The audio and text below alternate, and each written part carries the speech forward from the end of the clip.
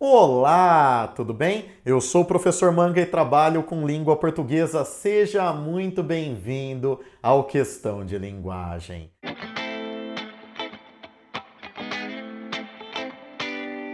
Hoje a gente vai falar sobre uma questão muito bacaninha da UFO de 2018 que vai te ajudar muito na preparação para o vestibular de 2021. Essa aqui era a questão de número 32 da prova do tipo 1. Por que Raduan Nassar parou de escrever? Essa pergunta com ares novelescos continua um enigma inexplicado. Depois de se preparar 20 anos, a consagração veio junto com a estreia, no lançamento do romance Lavoura Arcaica, de 1975, seguido de outro êxito atordoante, a novela Um Copo de Cólera, de 1978. No auge de uma carreira recém-começada, as traduções de Vento em Popa, quando seus leitores antecipam proezas ainda maiores que estavam por vir, de repente o escritor paulista anunciou que passava a arar outras terras, trocava a literatura pela agricultura. Frias Filho, O Silêncio de Raduan, saiu na Folha de São Paulo em 1996, disponível nesse endereço aí. Na coluna publicada no jornal Folha de São Paulo em outubro de 1996, a informação sobre o abandono da literatura pelo escritor Raduan Nassar foi transcrita sob a forma de discurso indireto, introduzido por um verbo de dizer que pode ser considerado sinônimo de declarar. Foi relatada sem marcas linguísticas que permitam distinguir as palavras do escritor das palavras do autor do texto. Foi transcrita diretamente, embora não seja possível identificar as marcas formais comumente usadas nessa forma de discurso relatado. Foi relatada indiretamente, sem que as regras gramaticais para esse fim fossem seguidas adequadamente pelo autor do texto.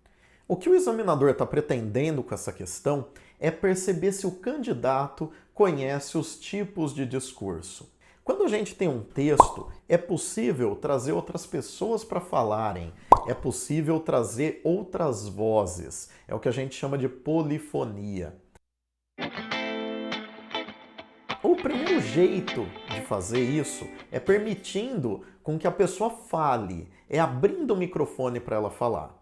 O que normalmente a gente tem é um narrador que permite o personagem dizer alguma coisa usando um verbo de dizer, como por exemplo, fulano disse, fulano enunciou, fulano respondeu, fulano perguntou.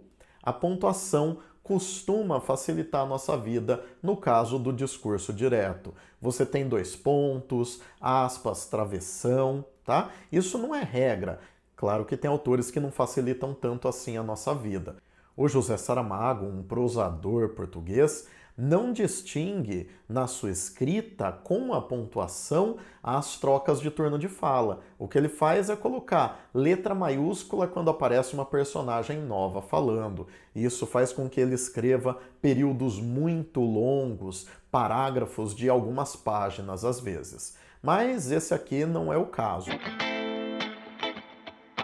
Já no discurso indireto, o que acontece é que o narrador ou o enunciador, aquele que está segurando ali o microfone, aquele que está segurando a caneta, ele não abre a possibilidade de a personagem falar, de a outra pessoa falar, de a outra voz aparecer. O que acontece, portanto, é um monopólio do turno de fala. Então, você vai encontrar também os verbos de dizer, como afirmou, respondeu, disse, mas aí depois você vai encontrar uma oração subordinada encaixada. Então é normal que você encontre um que, um se, um quando, um quem, introduzindo a oração que vem depois. O fulano não disse se blá blá blá, o Beltrano não disse que blá blá blá. Então você tem aí, no lugar desse blá blá blá que eu disse, a fala da pessoa. É exatamente isso que acontece no texto da questão. Espia esse trechinho aqui, olha só, o escritor paulista anunciou que, olha a palavra introdutória aqui, no caso, a gente chama de conjunção subordinativa integrante. E essa oração introduzida pelo que funciona como objeto direto do verbo de dizer, que aqui no caso é anunciar. Então você tem um verbo transitivo direto e o objeto direto aqui. Esse é um caso de discurso reportado, esse é um caso de discurso indireto, ou seja, aquele em que a gente não ouve a voz do escritor paulista, a gente só é noticiado a respeito do anúncio dele, né? Então, no discurso direto teríamos algo do tipo: o escritor paulista anunciou dois pontos, travessão, né? Passo a arar outras terras e assim por diante. Então, né, essa é a diferencinha aí do discurso direto para o discurso indireto. Legal? Isso faz com que a gente marque certamente a alternativa A. Foi transcrita sob a forma de discurso indireto introduzido por um verbo de dizer, olha lá o verbo anunciar, que pode ser considerado sinônimo de declarar, anunciou, declarou, perfeito. A gente fica então com essa alternativa. Vale lembrar que a gente ainda tem o discurso indireto livre, que é aquele em que o narrador onisciente tem a sua fala misturada com a fala da personagem. O discurso indireto livre é muito frequente em autores modernistas também, mas vale lembrar que você precisa de um narrador onisciente para isso. Espero que você tenha gostado dessa resolução e, por favor, me ajuda a levar o Questão de Linguagem cada vez mais longe. Clica aqui no joinha, também compartilha esse vídeo com as pessoas que você sabe que estão precisando dessa ajuda na reta final para o vestibular. Valeu, até o próximo vídeo. Tchau, tchau.